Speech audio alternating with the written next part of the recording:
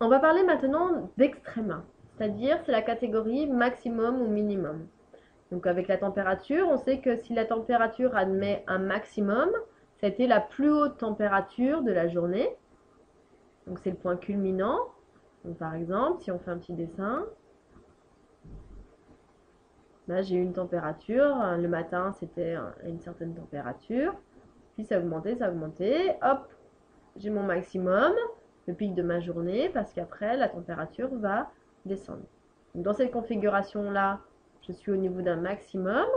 Et puis la fonction, si elle a un minimum, c'est une température la plus basse. Bien, admettons que dans la nuit, c'est passé ça. Hop. Donc en fait, ici, c'est ma température la plus basse. Ça, c'est le minimum. Donc je répète, la maximum, c'est le point culminant, le plus haut, et minimum, c'est le point le plus bas. Alors attention, il existe des fonctions qui n'auront ni maximum ni minimum. Alors je vous laisse essayer de trouver un exemple. Quelle fonction n'aurait ni maximum ni minimum? Eh bien les droites. Parce que par exemple, une droite ici, elle aura tendance en fait à descendre, descendre, descendre, descendre sans jamais atteindre un point le plus bas, ou de monter, monter, monter, monter, en atteignant jamais le point le plus haut. Si je vous fais ce petit dessin, on imagine la fonction x au carré.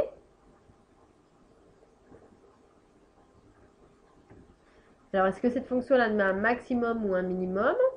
Alors, il faut imaginer que ici, pour la fonction x carré, ça continue à monter, monter, monter, monter, à monter, monter ici de ce côté-là. Donc, en fait, cette fonction, elle admet, hop, un point qui est le plus bas. Donc, lui, en fait, c'est le minimum.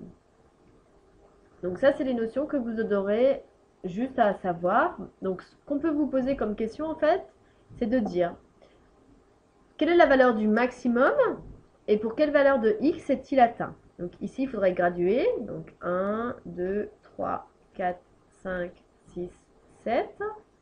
Moins 1, moins 2. Et je gradue de l'autre côté. 1, 2, 3, 4, 5, 6. Donc si on veut savoir quel est le maximum, ici le maximum c'est le point le plus haut. Donc hop, le point le plus haut il se lit ici. C'est-à-dire à 1, 2, 3, 4, 5, 6. Donc le maximum, c'est 6. Et en quel x est-il atteint? Donc on dira pris en x égale quoi? Eh bien, c'est la valeur qui donne ce 6. Donc c'est l'antécédent de 6. Donc c'est celui qui est ici, c'est-à-dire 1, 2, 3, 4, 5. Donc on dira que le maximum est 6 pris en x égale 5. Que vaudra le minimum? Pour ici, le minimum, c'était cette valeur ici, c'est-à-dire ici 1. Donc le minimum, c'est 1. Et il va être pris en x égale. Donc x égale. Donc la valeur de 1, en fait, elle se lit ici. C'est-à-dire également pour x égale 1. Donc c'est tout ce que vous avez à savoir pour cette année de seconde.